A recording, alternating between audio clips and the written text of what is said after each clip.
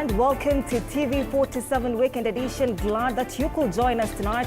I hope that you are doing well, taking care of yourself and not letting any form of pressure get into your head.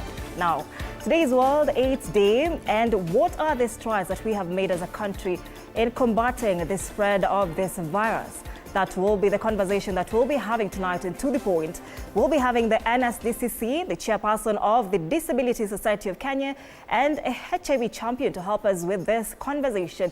But first, as it is our custom right here, let's take a look at the stories making headlines tonight.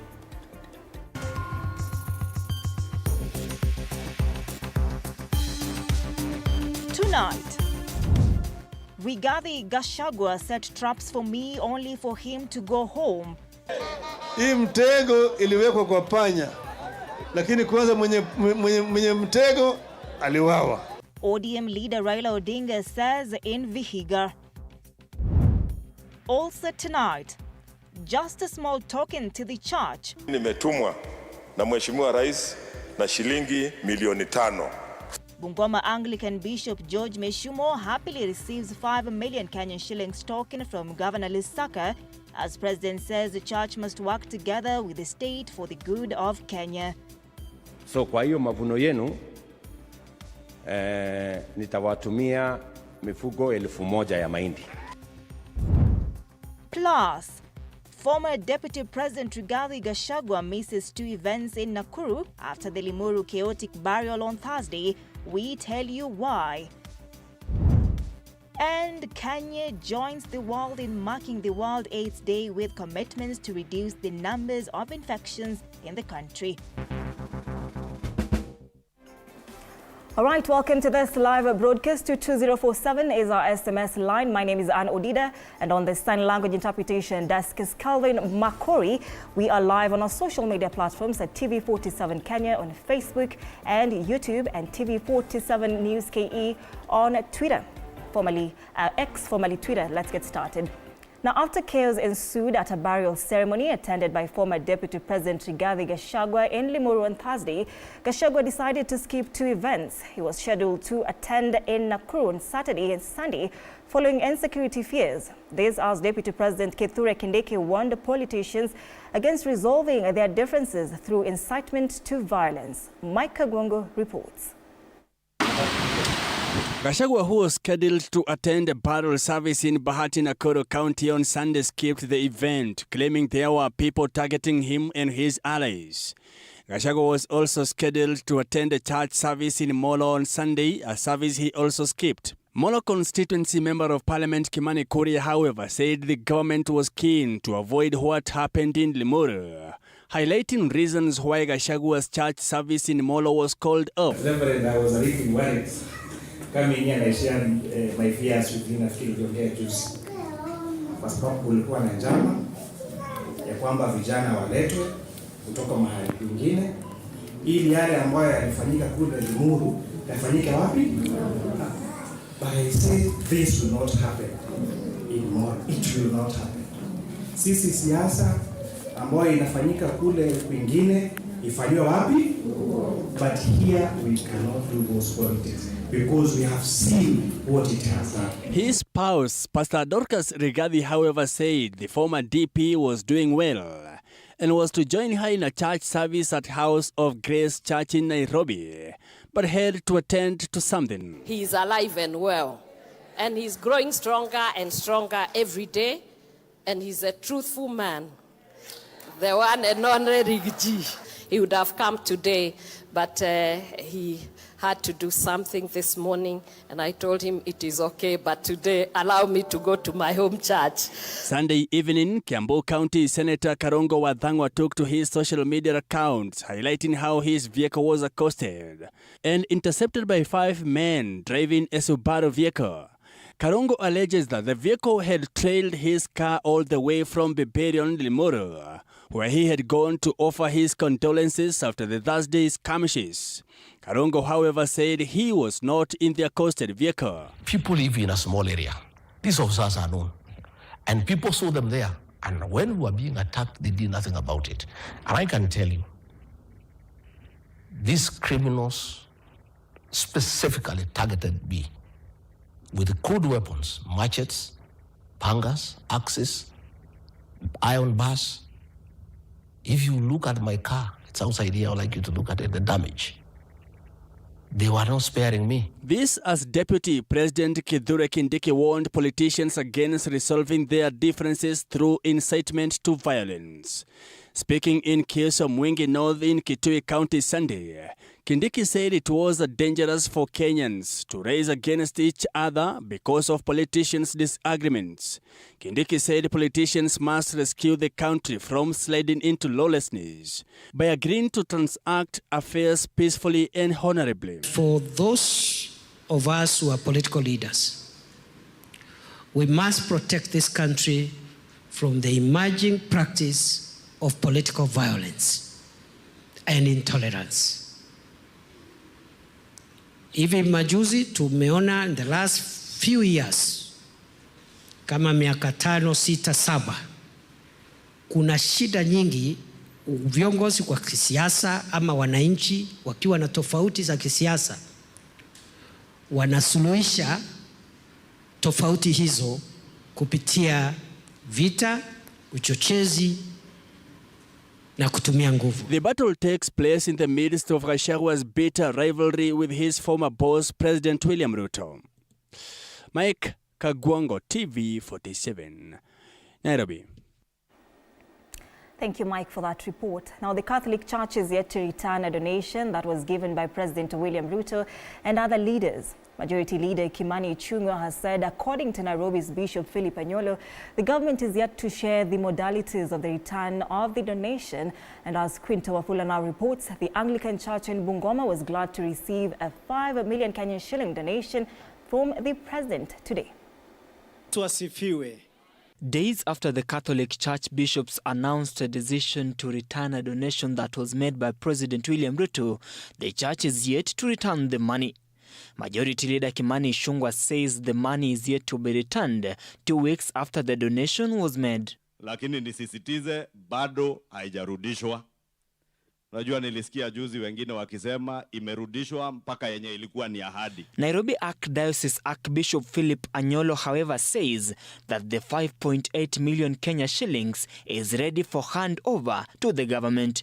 Anyolo says what the government is yet to provide are the directions on the return of the money, insisting that the church will not accept donations from leaders, accusing them of failing to explain their sources.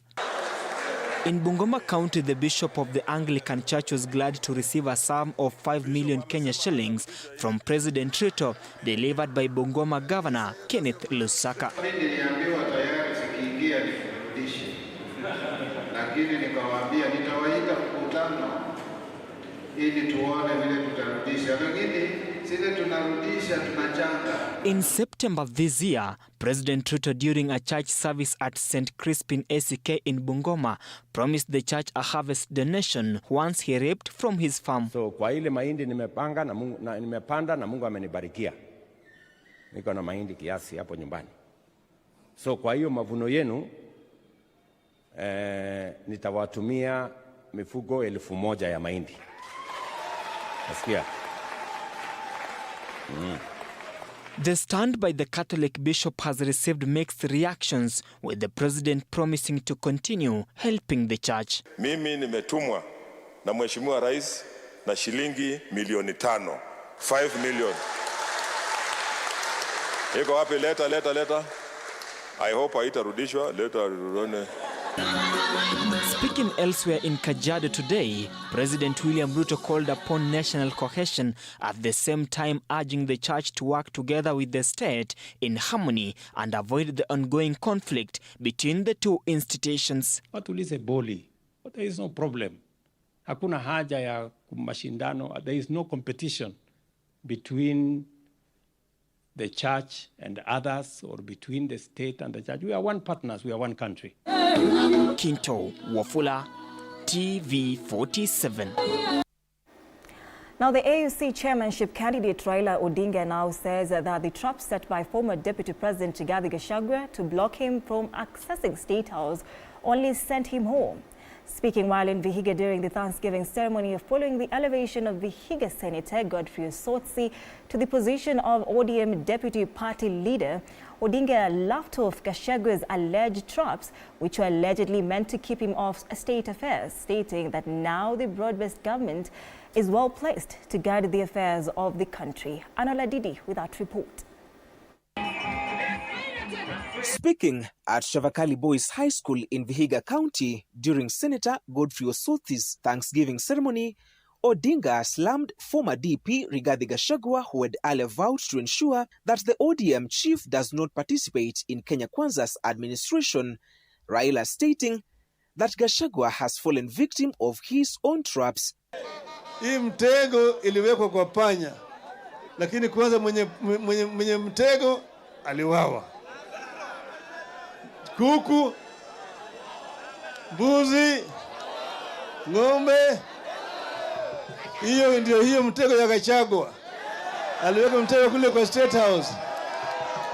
Anawekea baba mtego. Ati hakuna mambo ya handshake. Hakuna mambo ya nusu mkati. Ako wapi sasa Gachagua? Ako wapi?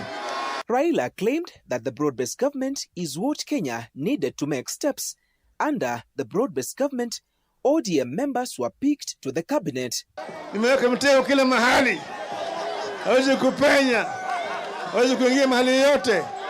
Simuona hiyo jamaa? Simuona? Mtego aina gani?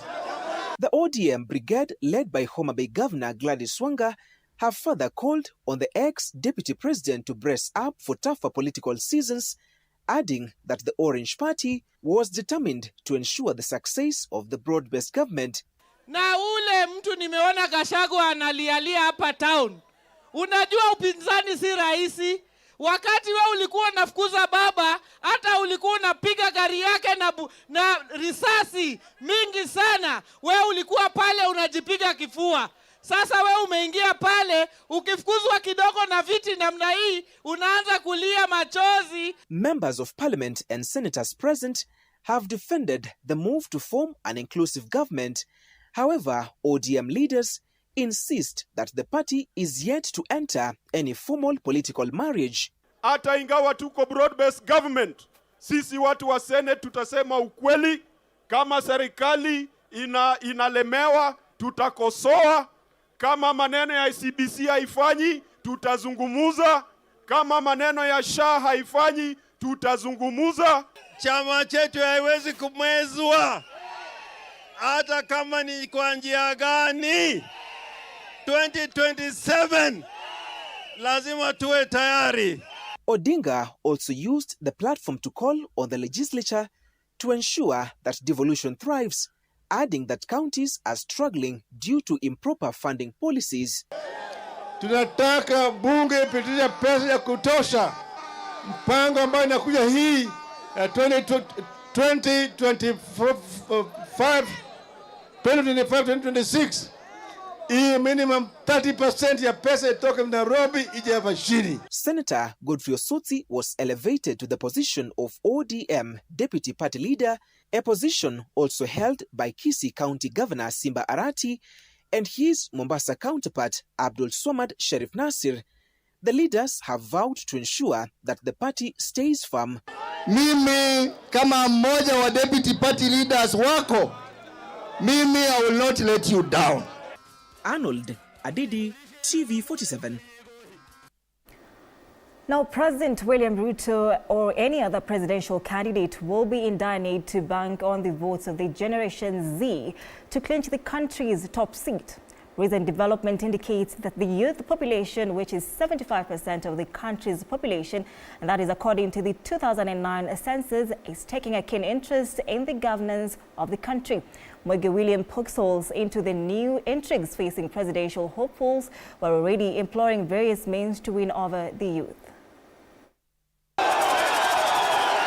A political battle for the presidency in the 2027 presidential race is already taking shape in earnest. The incumbent head of state, President William Ruto, is likely to engage in one of the most intense political brawls in his political career. Mimi niliwaambia Ruto will be in the hunt for votes seeking his re-election. Recently joining in was Mother Karua, who announced plans to rebrand NAK Kenya, reigniting her presidential ambitions. Busia Senator Okiya Omtatah, who officially launched a presidential exploratory mission to assess his viability to run for president in 2027. Former Interior Cabinet Secretary Fred Matiang'i is reportedly to have enlisted the help of renowned Canadian firm in their services to advocate for his candidacy, and Kalonzo Musyoka, who hinted on forming a political alliance to unseat President Ruto. There could be new alignment.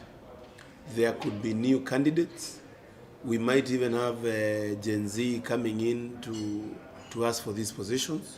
It's not about where you come from, about ethnic group where you come from. It's about the ideals which you champion as a leader.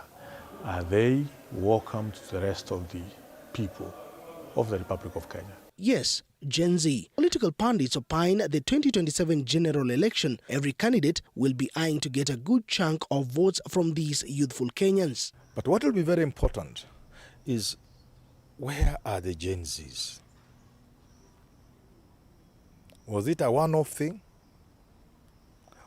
Will they be there in 2027? Gen Zs will be the only defining factor, as a matter of fact, in 2027. The Gen Z generation became popular this year when they organized the famous Occupy demos in Nairobi, among other major towns in the country. Nobody can beat Ruto without Gen Z support. Nobody. Nobody, forget about it. Not just in terms of the votes the Gen Z will bring.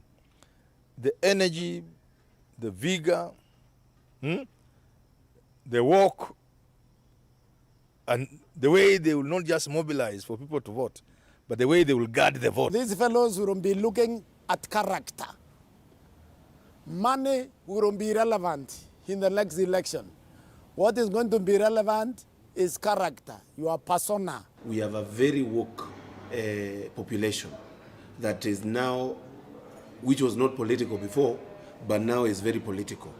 And we expect a lot of interest when it comes to voting next election. If these words are anything to go by, then it explains the vigor by a section of the political elites urging the youth to register as voters. Figures released by the Kenya National Bureau of Statistics of the 2009 census record that out of 46 million Kenyans, 35.7 million are under the age of 35. When in the 2022 polls, there were over 8 million registered voters aged between 18 to 35 years, constituting to 40% of the total voters, where this number is expected to sharply increase by 2027.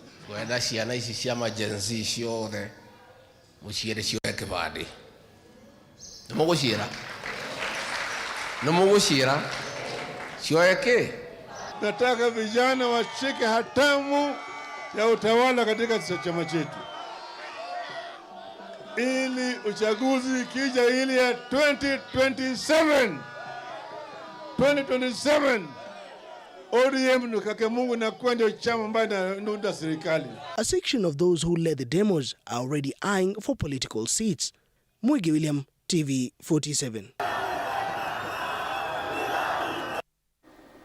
Thank you, Moige, for that. Now, opposition leaders, among them Wiper Party leader Kalonzo Musyoka, have slammed the Kenya Kwanza administration for what they termed as failure to fulfill the promises enshrined in the 2022 campaign manifesto.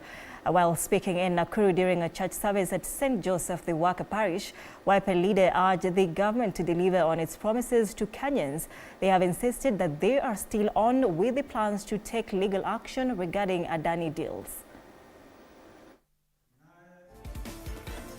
Tunapozidi kusonga mbele, the promises will not matter anymore, but the character of the person we want to put in leadership.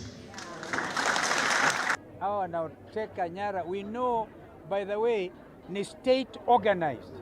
Yaani serikali kinyume cha sheria inaleta mipango ya kutaka watu ndio watu wapate na roho ya kuogopa. Wakenya wataogopa tena. Vijana wetu, watoto wetu walionyesha you cannot be a coward in your own country. Kwa hivyo hata wakiteka watu nyara, wajue wanamulikwa na dunia nzima, and they must stop. We are demanding, so that I can complete my thinking on that score, Benson data must be released forthwith, because the magistrate court that said he should go back to detention is a lower court than the judge who issued order saying he should be set free. Let's return Kenya to being a country under the rule of law, not a country under the rule of lies. And it still remains. They are still telling lies even as we speak. The bishop said they should stop the abductions. As we speak, abductions are still going on. We heard about what happened to the former MP Mwadhi of Limuru. They are still abducting Kenyans. So we stand with what the bishop says: stop these abductions, stop the corruption. They have dropped only 2 Adani deals, JKIA and Ketraco. The third deal of Adani Shah is still in place. So we are saying that let them address the issues raised by the bishops, including dropping the remaining Adani deal, which is Adani Shah. Now on to matters health. Kenya marked World AIDS Day with vibrant celebrations across the country, emphasizing awareness, prevention and community mobilization to combat HIV in line with the nation's goal to end the epidemic by 2030. The events were led by the Ministry of Health and the National Syndemic Diseases Control Council (NSDCC), showcasing efforts to engage men and boys as pivotal agents of change in this year's theme. At the Nyayo National Stadium, Health Cabinet Secretary Dr. Deborah Mlongo Barasa flagged off the half marathon organized by the National Syndemic Diseases Control Council (NSDCC). This initiative traversed counties with activities aimed at rallying communities to champion HIV prevention and support for those living with the virus. Dr. Barasa reiterated the government's commitment to health reforms under Universal Health Coverage (UHC) to integrate HIV care prevention and treatment into primary healthcare services. So there is need for interventions, to show that we have friendly clinics that are addressing the men, and also friendly ones for the young people and the adolescents, as well as for the children. And so those are the interventions we look into, so that we have improved coverage and so that we are leaving no one behind. We are struggling with sexual and gender-based violence cases, and we are also struggling with new HIV infections among the younger people. And we want both boys and girls and men and women to come together, because as you know that most of our infections are through sexual transmission. In Turkana County, marathon winners were appointed as community ambassadors to spearhead HIV awareness campaigns. Joseph Simiyu, the county's HIV coordinator, highlighted the strategic impotence of this approach in mobilizing communities. Hawa tungependa tuwachukue wakuwe kama ambassadors wetu, hata wakiendelea na hiyo mchezo yao waweze kutupitishia messages kwa watu wengine. Religious leaders in Rift Valley and Western Kenya called for a government ban on Miraa and Mogoka stimulants, linking them to risky behaviors that exacerbate HIV transmission. Abubakar Bin, the Rift Valley's Imam chairman, advocated for greater responsibility in curbing practices that contribute to the epidemic. Kutaka kupigana na janga hili la ukimwi ni kuangalia namna gani tutakabiliana na madawa ya kulevya. And in Narok County, officials highlighted that Transmara West has the highest infection rates at 4.8%. Further, the region has set a target to significantly reduce infections by 2027 through community-centered strategies and robust health interventions, as outlined by the area's HIV/AIDS officer. So unaona kwamba watu 5 kati ya 100 hapa Transmara wako na virusi. So tunaboda pia one of the 10 highest burden counties of HIV in the country, which is Migori County and Kisii County. While Kenya has made significant strides in reducing new infections and expanding treatment access, the Ministry of Health emphasized addressing gaps in children's care, geographical disparities and stigma to sustain progress. Now, despite measures taken to reduce new HIV infections in the country, there is a growing concern about the large number of youth and men who are at risk of infection. And with these, men have been accused of fearing to get tested. Cornwall Fire visited some counties to assess the situation and prepared the following report. New figures from the National Council for Disease Control show that more than 1.38 million Kenyans are infected with the HIV virus. Although men account for only 25% of infections, they represent nearly half, that is 48% of all AIDS-related deaths in 2023. HIV infections are still highest in the counties of Homa Bay, Siaya, Kisumu, Migori, and Nairobi, where 51% of new infections are reported, as explained by the regional manager of Nyanza AIDS Healthcare Foundation, Dr. Oliver Mito. Men are heavily involved in teenagers getting pregnant and even the new HIV infections among our young girls. So if we can manage to bring our men on board, we'll ensure that these kind of issues don't happen. And that is why there's so much focus on the men. It is in Homa Bay County in East Kabondo Ward that we meet Wesonga Valerie, a widow whose husband died due to HIV infection. She says her husband never preferred to go to the hospital for treatment. Ukipatikana ama unajishuku kuna ugonjwa, tafadhali muende hospitali na partner wako muende mpimwe. Mimi bwanangu angesikia maneno, aenda apimwe. Saizi tungekuwa tuna meza dawa, tungeendelea na maisha yetu. Na tungelinda familia yetu. Ameniacha sasa, mimi ndio nalinda watoto peke yangu. Valerie, who is blessed with 3 children who are not infected with the virus, encourages men to embrace treatment if they are found to be infected with HIV virus. Nijaribu msikie wapendwa wenu, mwende hospitali mjipime, mkue pamoja mlinde watoto. Elsewhere in Rachonyo sub-county, we meet an elder, Joseph Odur, who tells us just why many husbands or men do not get tested to know their health status. As per my opinion, men feel they are the bosses, and sometimes they still think HIV belongs to others, not themselves. The challenge is, so into the community, we still just preach the word HIV has no border, it's no boundary. Anybody can have it. So the best thing is to just come out and be tested, irrespective of your status in the community. Young people also explain the reason for not showing up to receive drugs to reduce intensity of the HIV virus when they are infected. Dawa mingi ambayo vijana wengi siku hizi hawataki kuchukua dawa. Wanajionanga hao ni bingwa yani. All time wanajionanga tu yani wao wametosha. First kama kuna dem, utaki kuelezea dem ati unachukua medication. Itabidi ndio prove your girlfriend wrong ati you are not taking medication. You have to follow your girl's rule. Unlike women who often come into contact with health systems, especially during pregnancy, men rarely seek treatment until the condition is severe. This leads to late diagnosis and poor outcomes. Similarly, the use of antiretrovirus drugs, ARV, among men has increased from 81% in 2020 to 90% in 2023, still below the UN AIDS target of 95%. According to the HIV 2023 estimates, we found that 70% of the deaths came from men aged 30 years and above. So this clearly shows you that our men are not doing well health-wise in terms of, if you look at people who are infected with HIV and their outcomes, we are having our men having poor outcomes, and that's why most of the deaths that we're having from HIV-related are among our men. We are having our men and young boys shying away from coming to the facilities. Most men and young boys don't like to come to the facilities and queue. So we have a large pool of men and young boys who have not been tested for HIV outside the community, at the community level.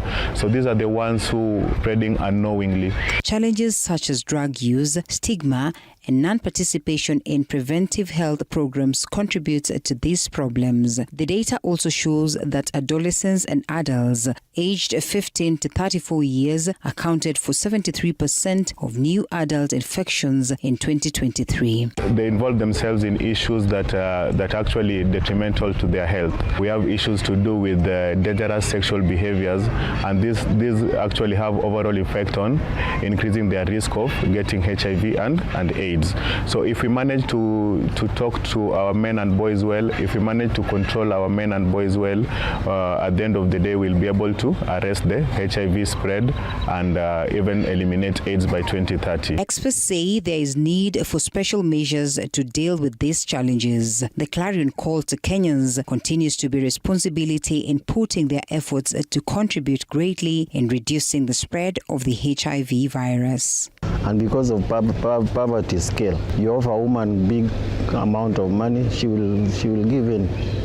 And Sometimes to these other people, they'll talk of condom use. But for a dozy who gives out big cash, they will go in without using protection. In fact, it is a challenge, but it is a message that should go out and reach everybody. I have empathy for them, but I hope men one time will change. Each person should get tested. So what we really want is the men and young boys to come out strongly, pick this issue up, come to the facilities, get tested, know your status, and if positive, be on medication, because we've been propagating all along is undetectable is equals untransmittable. All right, that report was produced by Alfayo Kombo. We are taking a very fast short break right here, but don't go too far. Our guests are already in studio tonight. Remember, and to the point today, we'll be talking matters HIV prevention and progress. Our guests are already here. We have Nico Gada, that is a HIV prevention champion, HIV champion. We also have Joseph Gitonga from the NSDCC, and we have the chairperson of the Men Disability Society of Kenya, that is Benson Isaboke. That will be coming up after this break, so stay with us.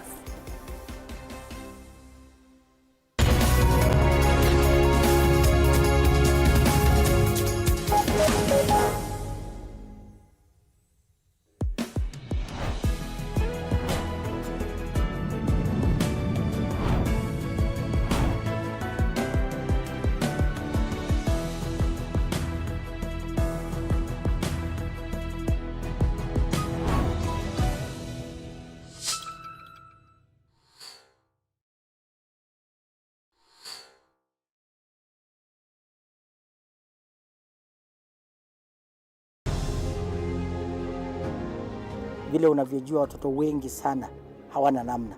Mimi ningependelea watoto wasome. I'm here to stress on education. At the same time, let us actually do any kind of sport that we are doing. Sport speaks the best language to everybody. Tunataka tutafute talents.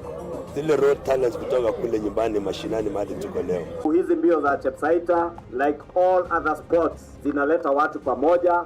We want to use this event to uplift the lives of the community. Anafurahia hii mchezo sana. Hata sikaange na ambianga watu tuende Chepsaita.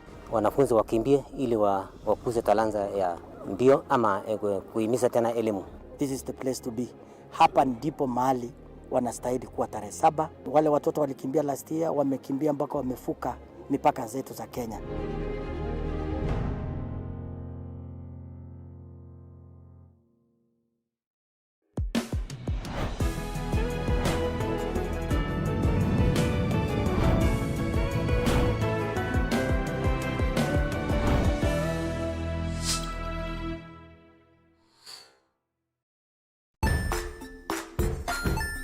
Hey there friends, welcome to Kids on the Block, where fun and imagination come alive. We dive into magical world filled with exciting adventures and awesome friends. What position were you in? I was number 2. What position were you? Number 1. He decided to cross the bridge by his house and look for food on the other side. We're going to do half cup of chocolate chips, and the other one, we're going to do half cup of the blueberries. So, grab your imagination hats and get ready to explore with us. Join us every Saturday at 9 a.m. for new friends, amazing stories, and tons of laughter.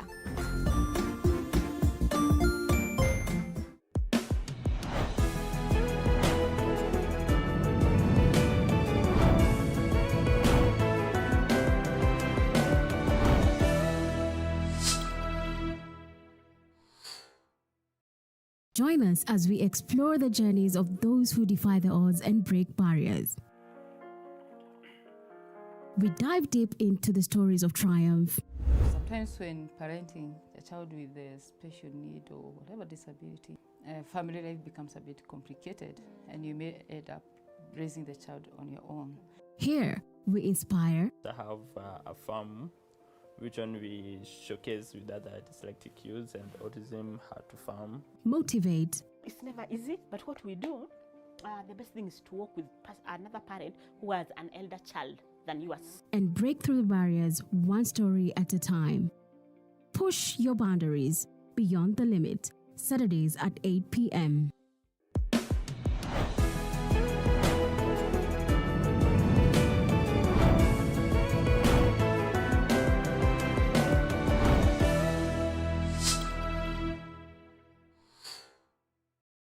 The Grind, where business meets brilliance. It's not just about the ideas. I was working as a shampoo boy. I used to wash clients' hair on the sink. It's about making them happen. From big wins. In primary school, when we would be asked what people want to be, I was categorical that I want to be a nurse. To hard lessons. The consoles change, the gaming equipment keep changing. We cover it all. Tune in to The Grind, where every episode is packed with insights. The person who is serving customers, always be a customer-centric. Strategies. When you pay attention to detail, you get luxury items. And stories to fuel your ambition. Don't just dream it, grind it. Mondays at 7:30 p.m.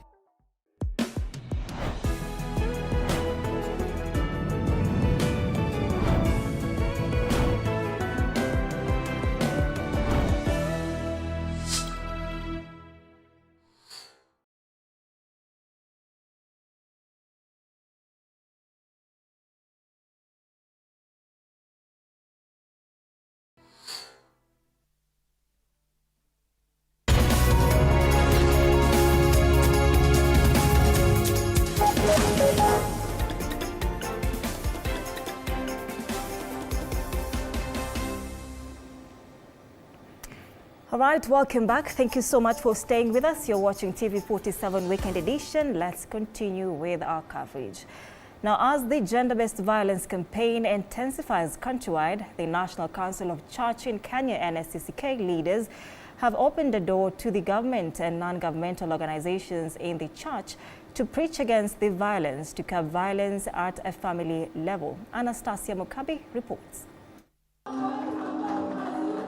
Church leaders under the National Council of Churches in Isiolo County are using their pulpits to preach the need for voice against gender-based violence. Katika kila ibada tuipatie dakika 20 ili tupatie washikandao waweze kupata pulpiti zetu, tuweze kuwapatia airtime yetu ya bure, waweze kuambia kina mama ambao tuko nao katika makanisa mambo waelimishe na tuweze kueneza hii habari njema. With the rise of gender-based violence and teenage pregnancies in Kericho County, the President's Advisor of Women Rights, Harriet Chigai, highlighted the impact of technology to combat GBV and support young girls against societal and technological challenges. TFGBV is unequally able to amplify and persist in perpetrating harm against women and individuals with highly visible online presence due to occupation or activism. In an effort to end femicide, a section of Kisumu residents called on the government to introduce femicide education in schools and encourage families to have conversation over it. So I think it's also very critical for the government to introduce this kind of discussion in schools, as well as encourage the parents to have these kind of conversations with their children at home. However, men have raised concern on harmful gender stereotype that perpetuate GBV and pressure men to suppress their emotions. Mke amenikosea, nitaenda kumshtaki wapi? Because sijaisikia ofisi ya mwanaume amepigwa. Like when you go to police station, ukienda kusema mlitatanishana kwa nyumba, unasikia? Because hapo ndio place unaweza saidiwa, which unaona. And then badala ya huyo msee akuunderstand, unajua atakucheka. Like bibi hizi kukupiga. No! Abuse of children. No! Rape. No! And all other forms of violence. No! Anastasia Mkabi, TV47. Now, scientists here in Kenya have made a discovery of a lesser mealworm that has the potential to consume and survive on plastics. Sheila Chelangat visited the International Center for Insect Physiology and Ecology and filed the story of this tiny insect that offers hope in the fight against the plastic menace. Take a look. Here at the International Center for Insect Physiology and Ecology, scientists have made a discovery. that of a mealworm that can consume plastic. Could this be the solution to the plastic menace in Africa, being that it is one of the most polluted continents? The larvae of this darkling beetle species has extraordinary ability. It not only consumes the plastic, but also survives on it. Dr. Fatia Khamis has been the lead senior scientist of this project. We came across this mealworm in the chicken coops where we were doing research. So we picked it as a larvae in the litter, in the chicken coops. And this is also a well-known pest in storage grains, where the beetle feeds on storage grains. We knew this is one of the darkling beetle mealworm, which is actually a close relative to other mealworms in other parts of the world. Elsewhere, like in US, they've used this yellow mealworm to degrade or digest plastic. So when we saw this, we said, why not put it also on plastic to see what it will express? And here, this is what you see. It feeds on plastic. In Nairobi, Kenya, approximately 2,400 tons of solid waste are generated daily, of which 20% of it is plastic. Most of the city's waste end up in these mountains of landfills, choking communities living around it. In the study, this mealworm has been found to have the potential to digest polystyrene, a major microplastic that has found its way to such landfills and water bodies. We started with styrofoam because this is common for us. We have equipment and this is some of the packaging that we have. As a starting point, we kept it overnight to see if it actually will feed on this. Yes. Then now we did experimental setup where we did just keeping them on styrofoam, and after 30 days, it was progressing with its life cycle. So it was surviving and it was nicely feeding on styrofoam.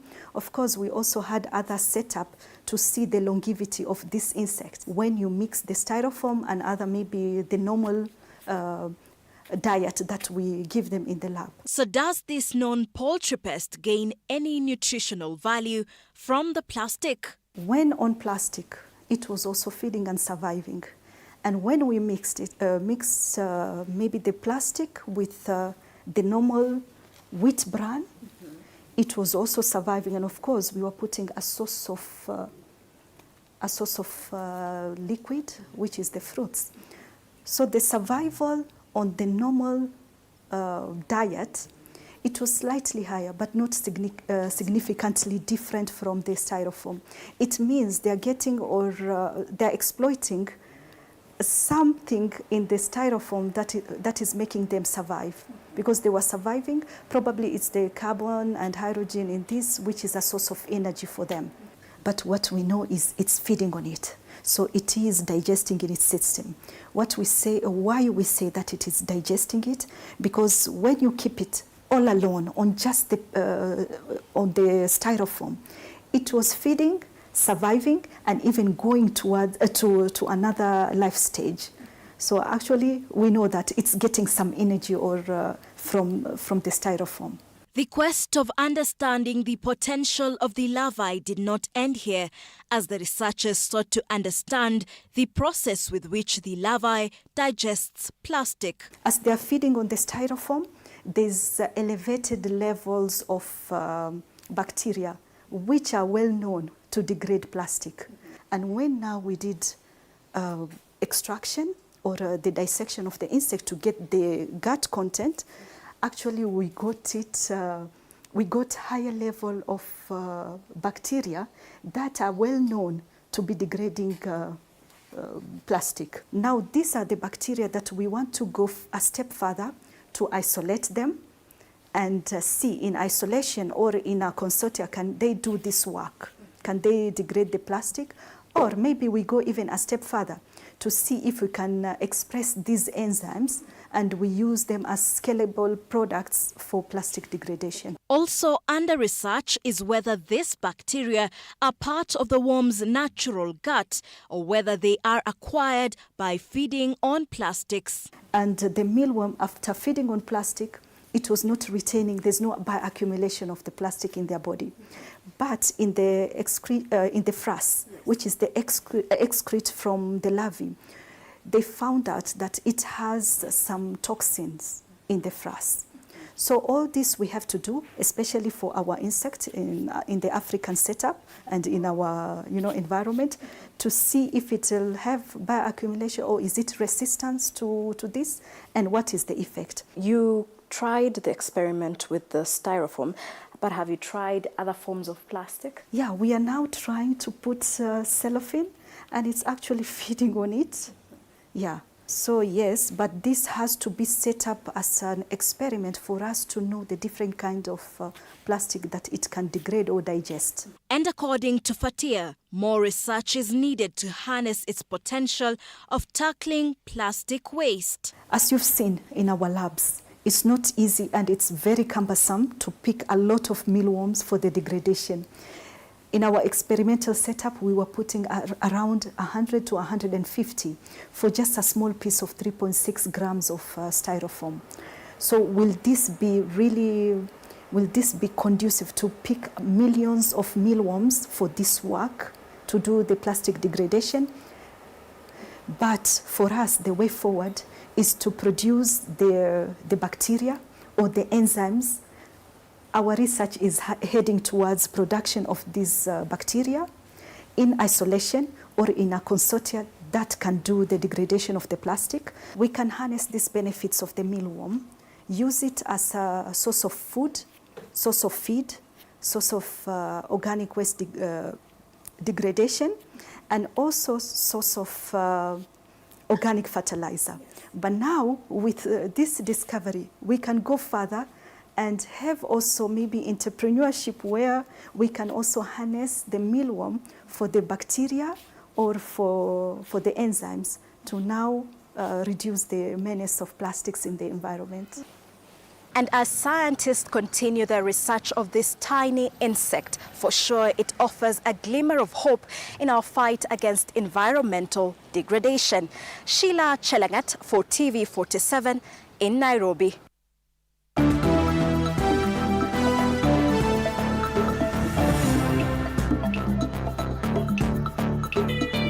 Sports news brought to you by Maybets.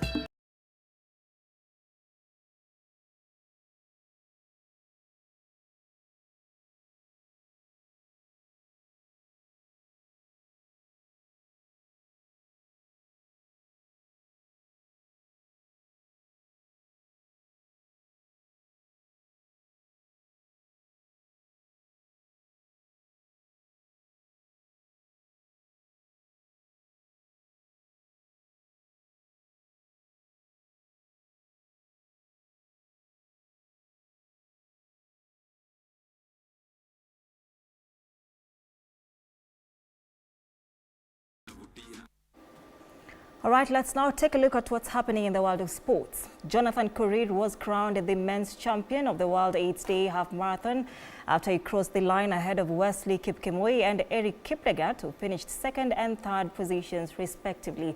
Now, meanwhile, in the women's half marathon, Viola Chenotich took home the bragging rights after she crossed the line in the first place, seconds ahead of second placed Jessica Chalangat, while Grancy Chebichi settled for third place.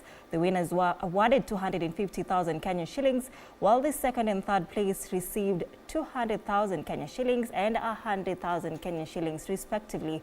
The event aimed to raise awareness and unite communities in the urgent fight against HIV, reinforcing the global objective to end HIV and AIDS by 2030. We don't see that stigma, a person walking with the stigma of HIV/AIDS. Right now, people are on treatment. Right now, even couples, you find discordant couples, one HIV positive, another one negative, and so on. So now we are really excited to move the last mile to ensure that we are able to eliminate it. Working together with our stakeholders, the National Treasury, Committee of Health in Parliament and Senate, collectively to ensure that we have those investments and that we don't lose the gains that we have made all over this period of time. It's time, and the race against time here, we mean we cannot afford to have any more HIV infections in Kenya. On our ulemavu, it is the first start. We are so impressed that we've been included in this program to create awareness, and we're looking forward to engage more, tujue wale mulio pale nje ulemavu, wale mko na ugonjwa wa ukimwi, si mwisho. Handicap 16 Jason Githinji of Limuru Golf and Country Club is the overall winner of the 2024 Captain Prize Golf event held in Limuru. Githinji toppled a field of more than 300 golfers who played at the Para 72 course at the culmination of week-long tennis, bowling, swimming sports and charity events at the club. And Andrew Koech, Handicap 12, was the overall runner-up with 40 points, while Joseph Ikanyi topped the gross category. Naomi Chebet, Mukame Michael, Miyako and Nyambura Kariuki were the lady winners in Division A, B and C, respectively.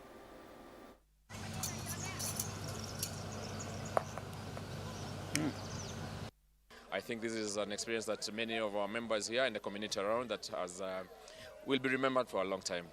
The golf has been good. The weather has held. The gods have been with us. It threatened to rain, but we held out. And I think it's good for our members. We had a field of about approximately 300 golfers, and that is one of the biggest fields that we've had in Limuru for a while. And thank you to all the golfers for cooperating and for having golf and all the other colleagues in mind, and they've played well. For us, golf is not really a nice to have. It is something that we think is very good for the community, is very good for the society, and it does help a lot with the communities we work in and live in, and also with our brand. Now, Sofapaka have registered a 2-1 victory against Kariobangi Sharks in the FKF Premier League fixture. The Robert Matano-led side opened the scoring inside 35 minutes of play.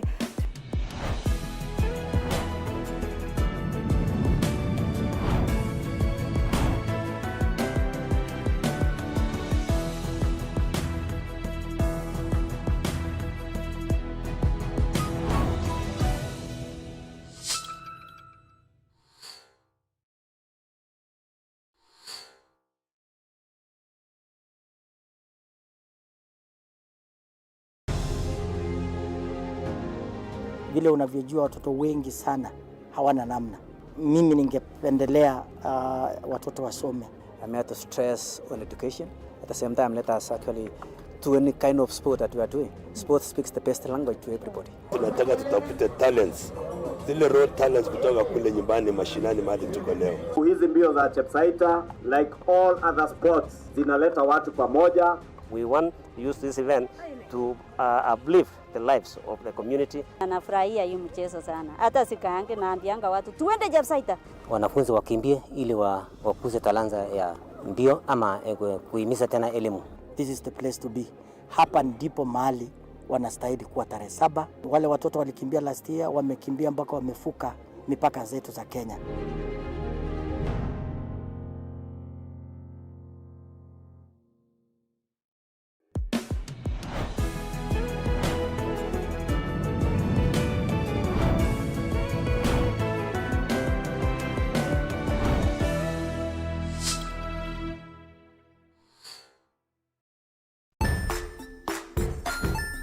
Hey there friends, welcome to Kids on the Block, where fun and imagination come alive.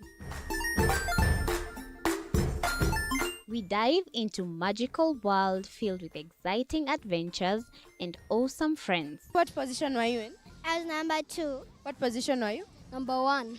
He decided to cross the bridge by his house and look for food on the other side.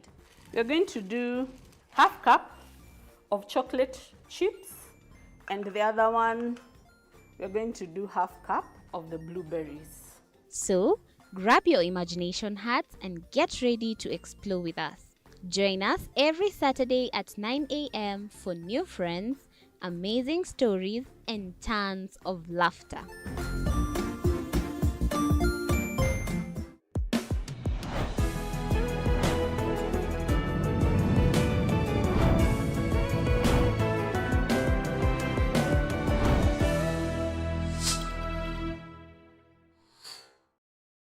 Born deaf and living with HIV, Legala's story is one of relentless trials.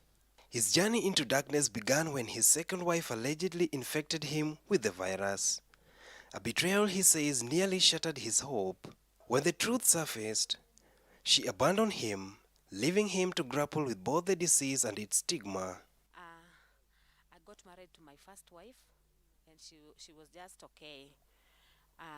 She passed on. Later on, I got married to second wife. She was HIV positive, and I got HIV from her. When I went to a hospital, I was diagnosed with HIV. It was viral load was around 400,000. I was very weak. I was almost dying. I was even surprised. I was advised to take drugs to protect me. Today, Ligala has rebuilt a semblance of family with his supportive partner, Caroline Aching, and their 2 HIV-negative children. Yet the fight for survival continues. The couple faces systematic discrimination, their plea for medical care often dismissed by healthcare workers who fail to communicate in the right way. We got tested. My wife was negative, and I was positive. So we were advised, we were counseled on how we can live, stay healthy together. But you see, it was through writing, and I didn't understand much because of the communication barrier. So the government are not helping us in that area of communication. This is not just their battle, it is the plight of the entire deaf community in the region. Kennedy Oyo, chairperson of the Tunaenda Deaf Empowerment CBO, calls it a healthcare crisis, a silent epidemic affecting countless lives. The top challenge is about communication barrier. If maybe the communication barrier challenge can be solved, how can we solve this issue of communication barrier is through employing sign language interpreters so that the deaf community can access information, maybe how to use the drugs. Stephen Oyugi, working with the National Syndemic Disease Control Council, acknowledges the urgent need for action. Initiatives to bridge this gap are taking shape, but for many like Legala, change cannot come soon enough. We've enhanced our public education and sensitization targeting the deaf among other population groups because we realize that without proper education, our efforts targeting this particular group will go into waste. Despite everything, Legala's determination remains unbroken. His story is a stark reminder: until healthcare systems truly include everyone, the most vulnerable will continue to suffer in silence. Brian Odhiambo, TV47, Homa Bay. All right, today is a very well inclusive day. Remember, the country and the world is marking World AIDS Day across the globe since 1984. Our guests are already in studio, as you can see, and I'll give them the opportunity to introduce themselves. Karibuni sana, Nick. You can say hi. Oh, Jambo Kenya. My name is Nick Odida. I'm a content creator who focuses on trending topics, gaming, and STD awareness. Yeah, thank you. Awesome. Hello, my name is Joshua Gitonga, working with the National Syndemic Diseases Control Council, where I am a deputy director in charge of health metrics and informatics. Awesome. I butchered your name, Joshua. I'm so sorry about that. Benson? Oh, thank you, viewer. My name is Benson Isaboke, a chairperson, men and boys with disabilities. So we're here, all in the house represented. Amazing. That is the panel we are having tonight, helping me with the conversation on World AIDS Day. What are the strides that we have made as a country in HIV prevention and progress? Stay with us, don't go too far.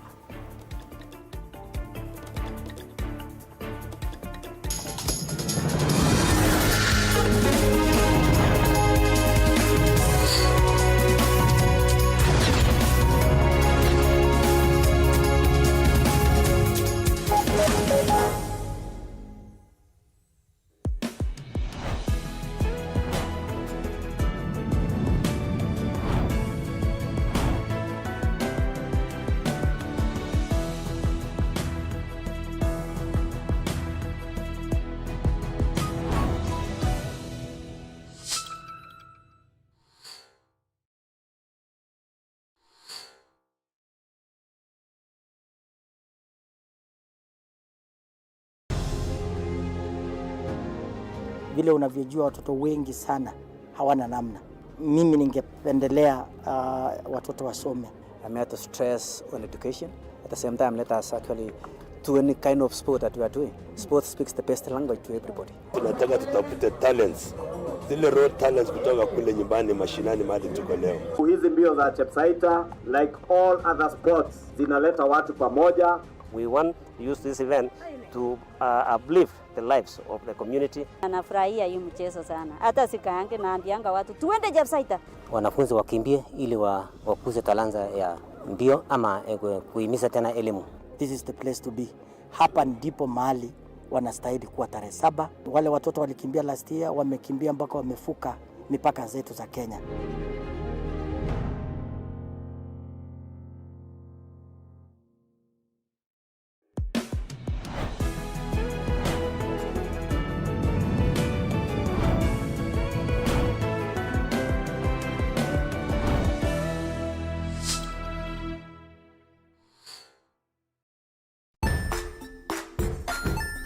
Hey there, friends. Welcome to Kids on the Block, where fun and imagination come alive. We dive into magical world filled with exciting adventures and awesome friends. What position were you in? I was number 2. What position were you? Number 1. He decided to cross the bridge by his house and look for food on the other side. We're going to do half cup of chocolate chips, and the other one, we're going to do half cup of the blueberries. So, grab your imagination hats and get ready to explore with us. Join us every Saturday at 9 a.m. for new friends, amazing stories, and tons of laughter.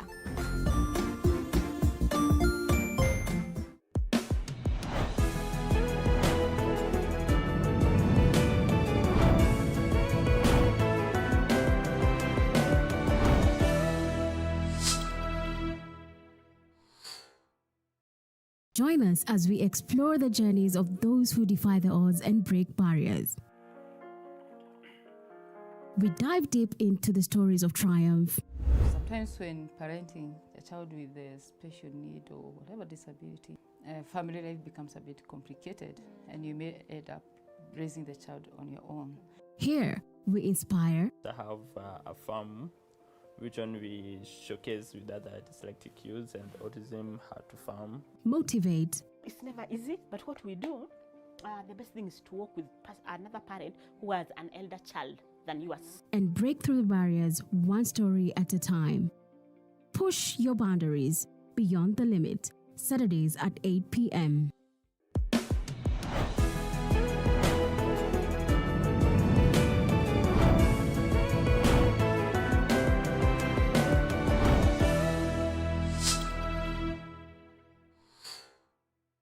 The Grind, where business meets brilliance. It's not just about the ideas. I was working as a shampoo boy.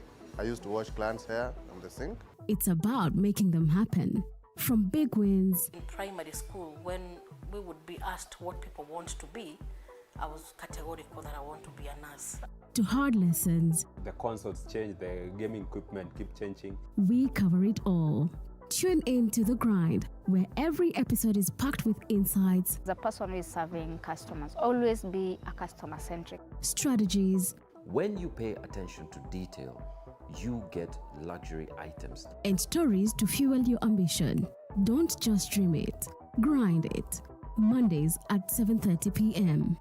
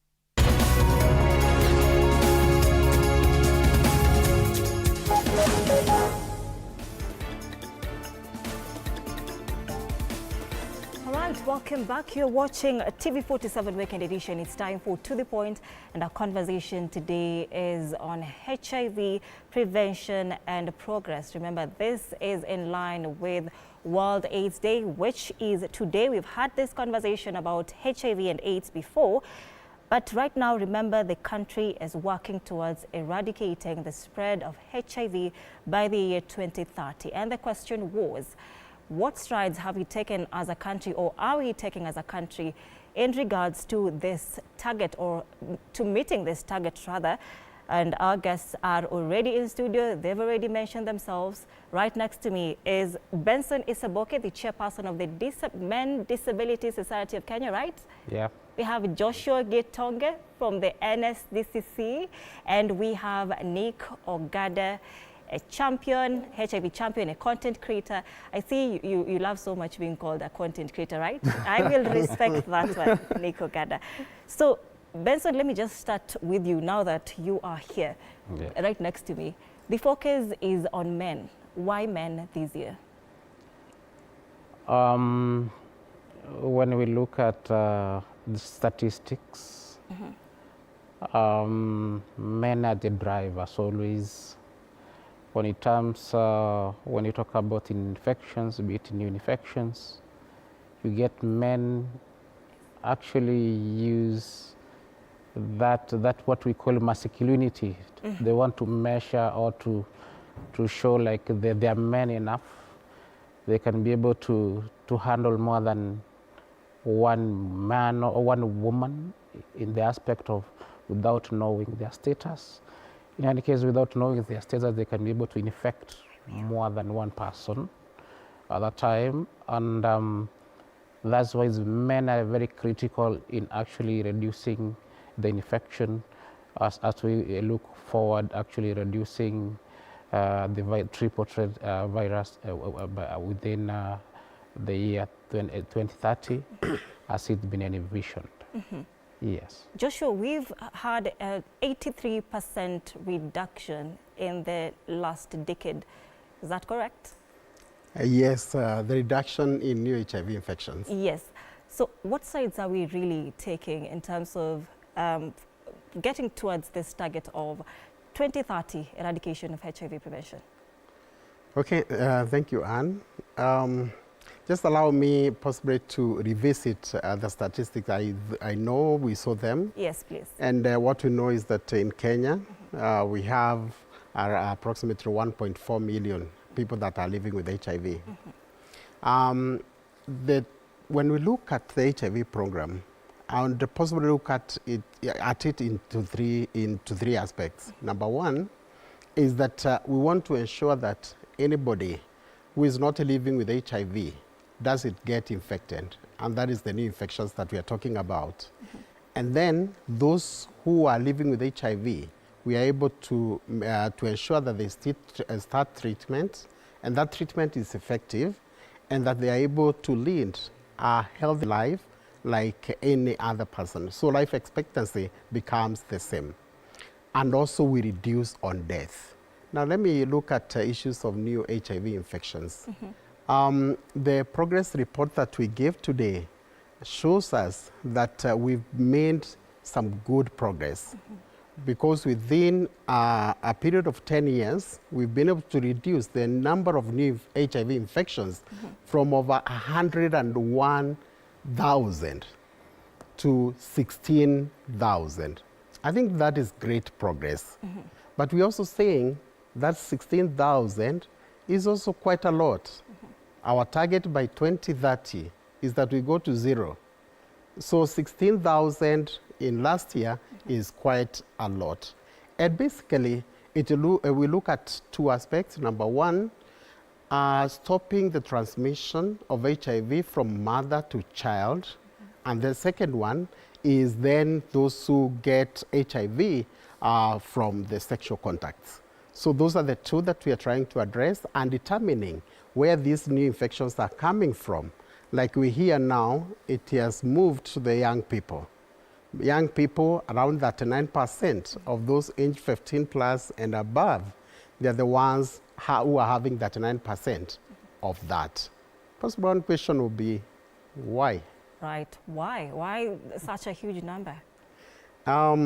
During the commemoration that was done today in Nyayo National Stadium, one of our policymakers helped us to really unpack that. Number one, looking at the generation that we're talking about is a generation that does not know where we are coming from as far as HIV is concerned. Issues of those deaths where there were deaths everywhere. This generation has not seen that. So basically when they hear about HIV, they are not able really to understand the impact of that. They are also coming in when there is treatment in terms of ARVs, and when somebody takes the ARVs well, then you are able to lead a good life. So it all boils to issues of behavior, looking at issues like they are found to be having low knowledge, comprehensive knowledge on HIV prevention. Not only knowing what is HIV, but having the information to help them prevent the HIV. Actually, the knowledge level is quite low.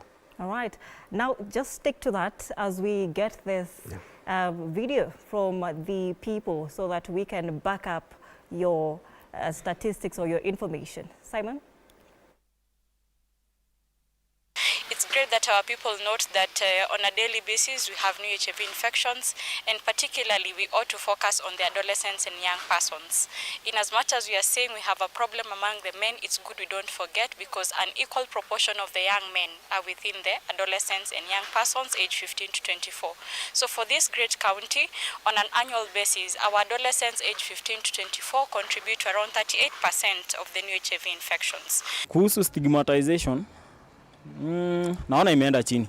Siku hizi watu wamekubali kuwa iko na hawana shida nalo. Watu wamekubali. Ukipata mtu ako nayo, unapata mtu amenona, mtu ako sawa, amekula vizuri, amepiga tisi, huwezi tambua, na hata wakijulikana wako nayo bado wanaenziwa kwenye kijiji. This year we had about 16,700 new HIV infections.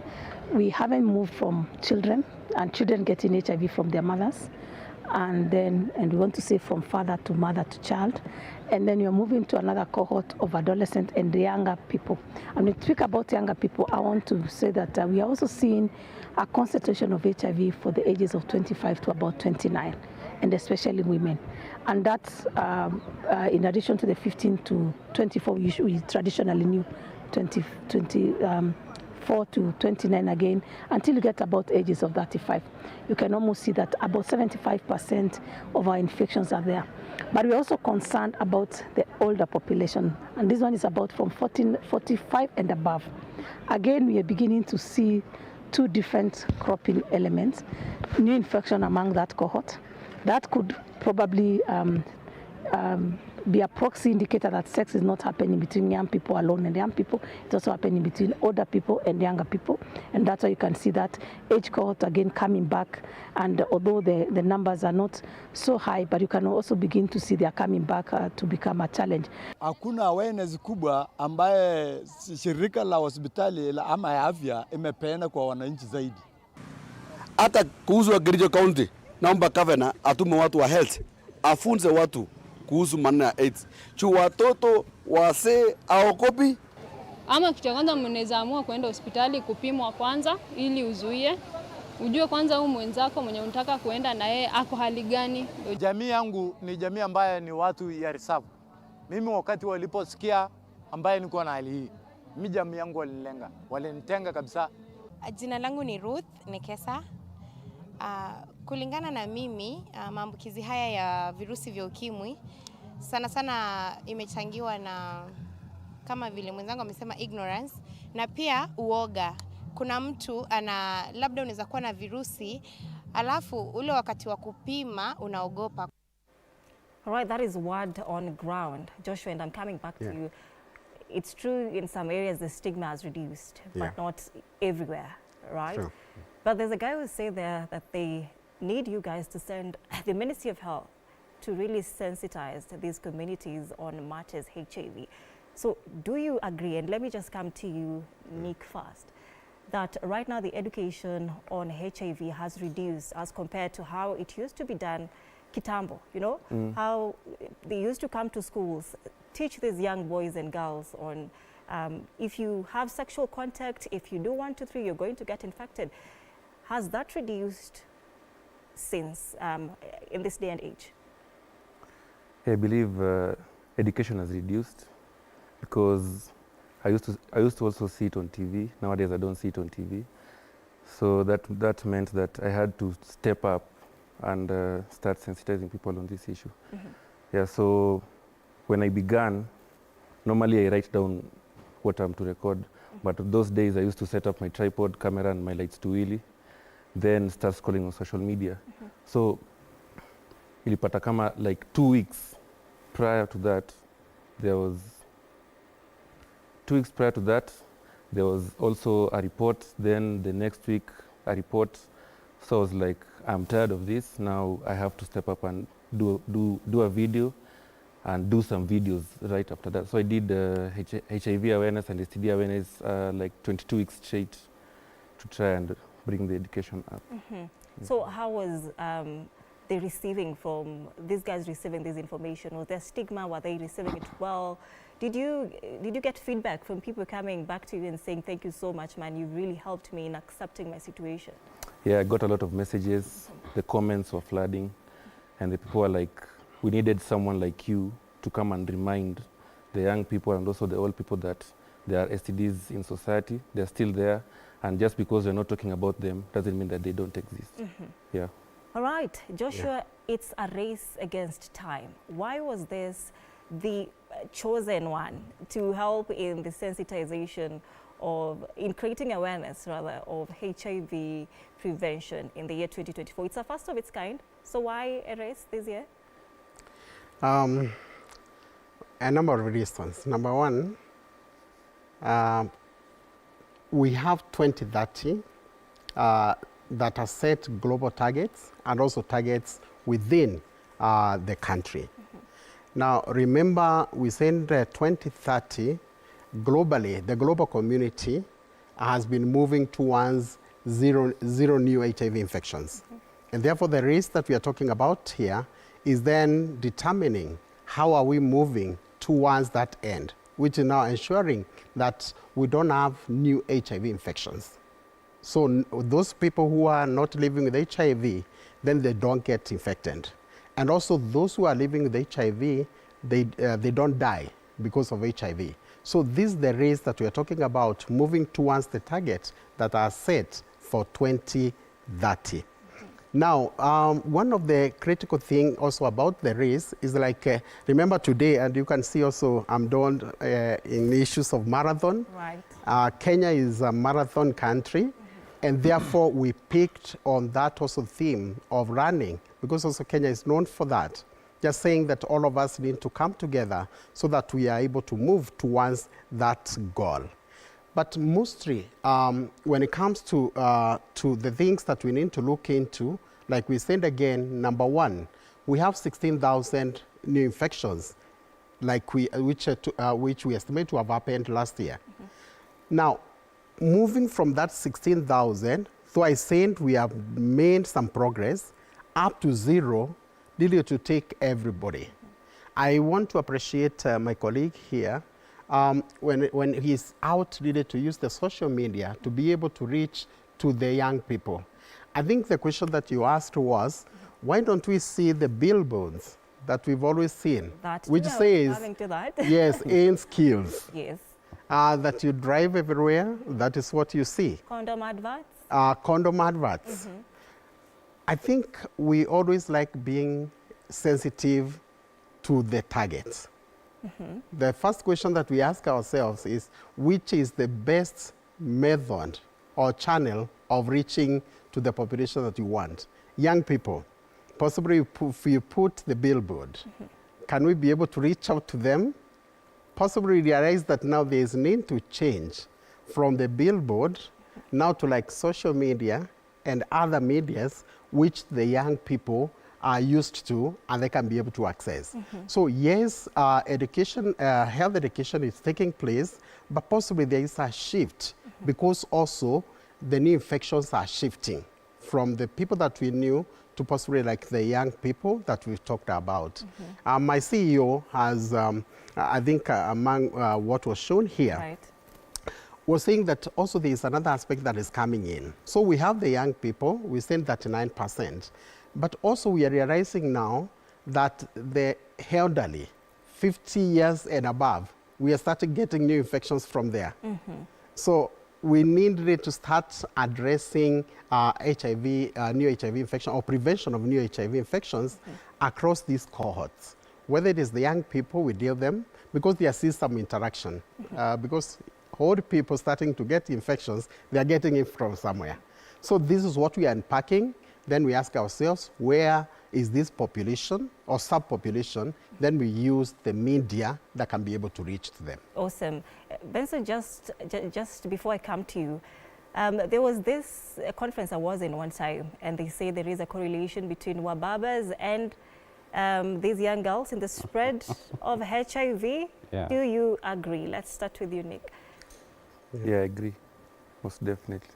You do? Because most of the young girls are after money. Not all of the young girls are after money, but we have girls who are after money. They don't care about their health.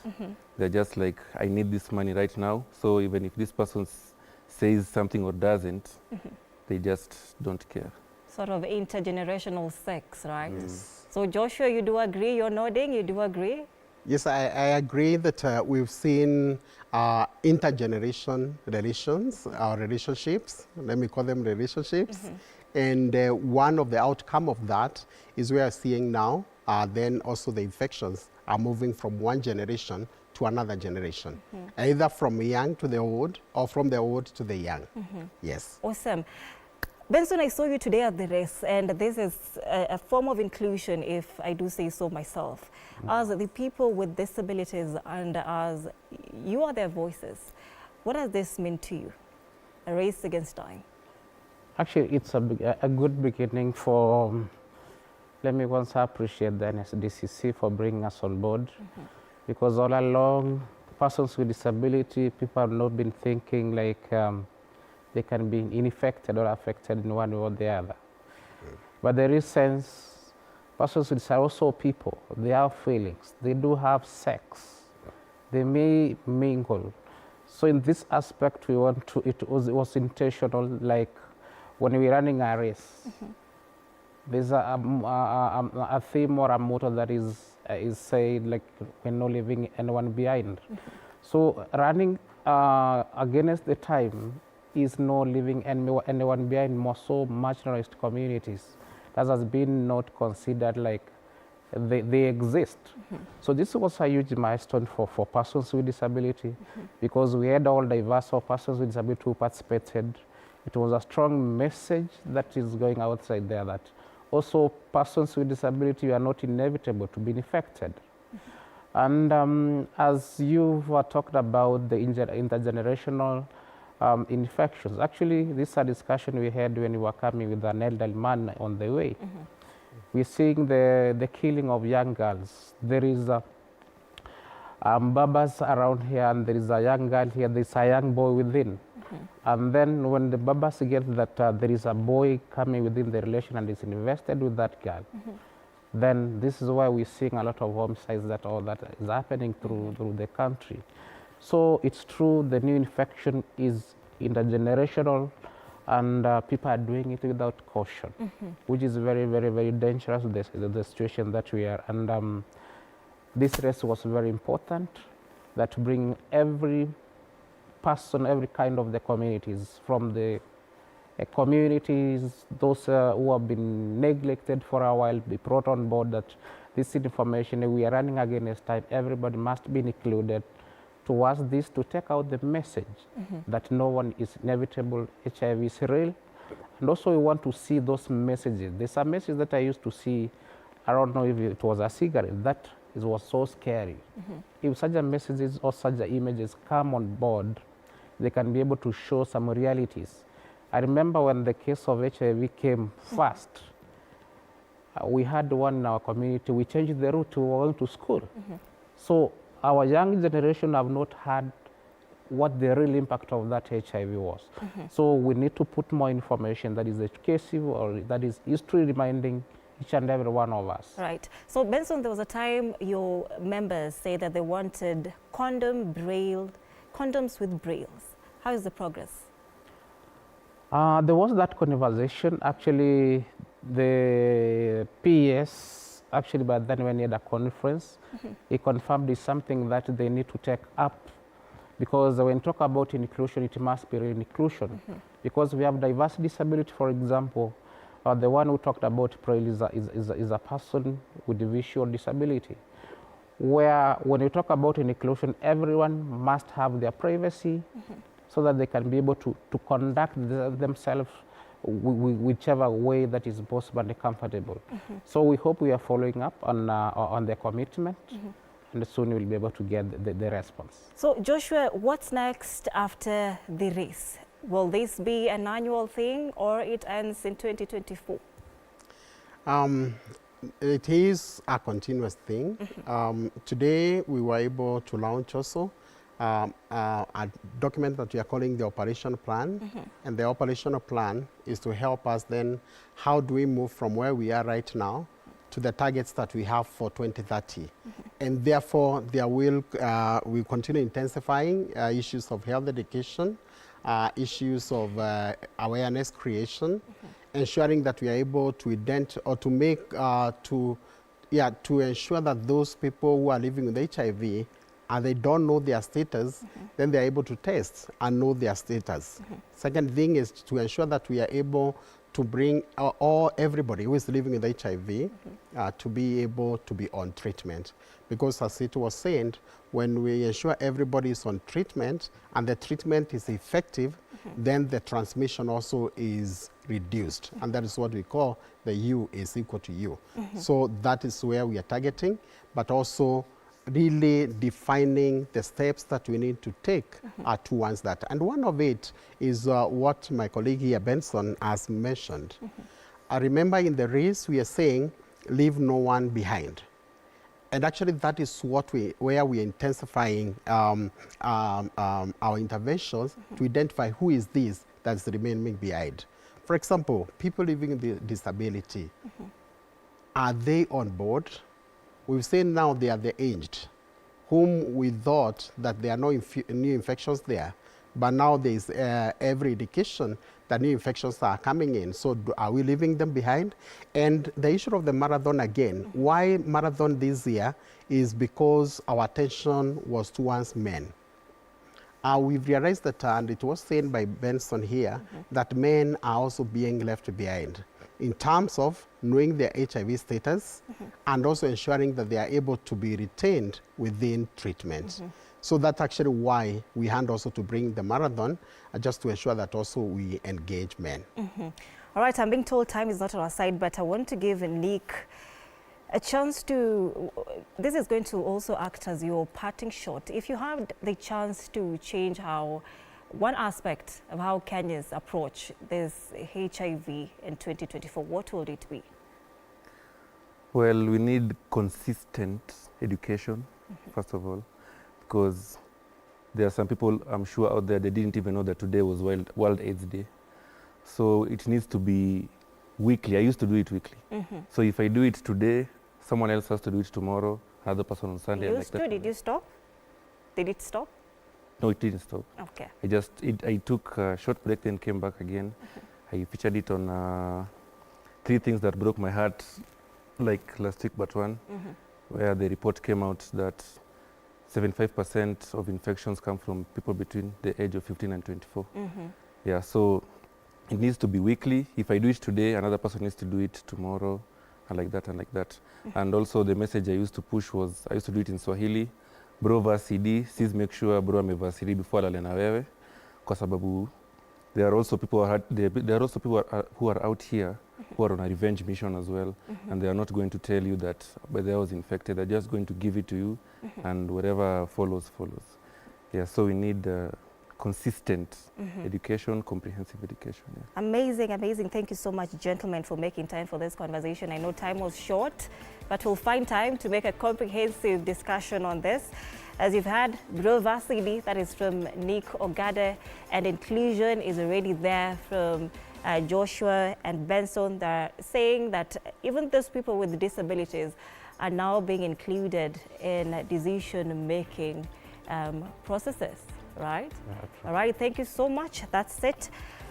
My name is Anna Odida. Do have a wonderful night. Stay calm, stay calculated, stay collected, and be at peace. See you next time, inshallah.